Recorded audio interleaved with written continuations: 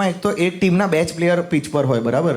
હવે દર ઓવર પછી કદાચ વચ્ચે પીચમાં આવીને મળવાનું બી કદાચ ના કરે કે ભાઈ રવા દે ને, થાકી જાય છે, આટલા બી ડગલા નહીં લેવા, આપણે ટકીને બેસી રહીએ એમ.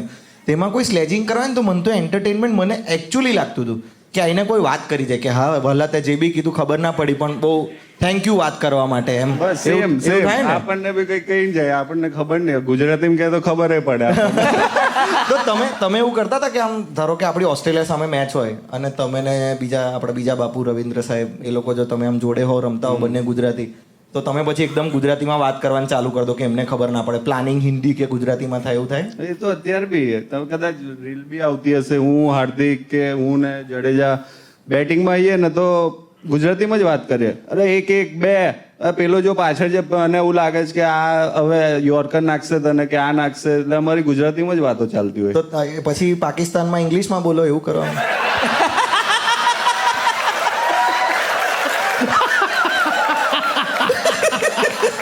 અક્ષર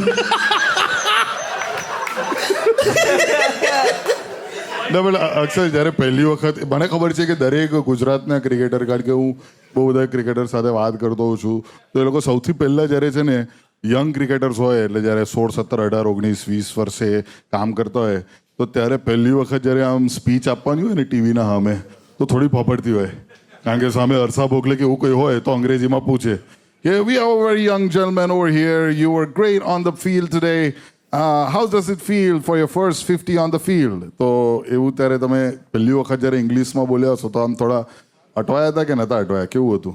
ના, પહેલા જઈને મેં એને પૂછ્યું, મેં કહ્યું તું શું પૂછવાનો છું? ઓફ ધ રેકોર્ડ પહેલા પૂછી લેવાનું, એટલે પછી આમ આન્સર થોડુંક રિવિઝન. રમવામાં બી સ્ટ્રેટેજી કરવાની, આમાં બી સ્ટ્રેટેજી. બોલતી વખતે તો ફ્રીલી બોલીએ કે ના બોલીએ આપણે?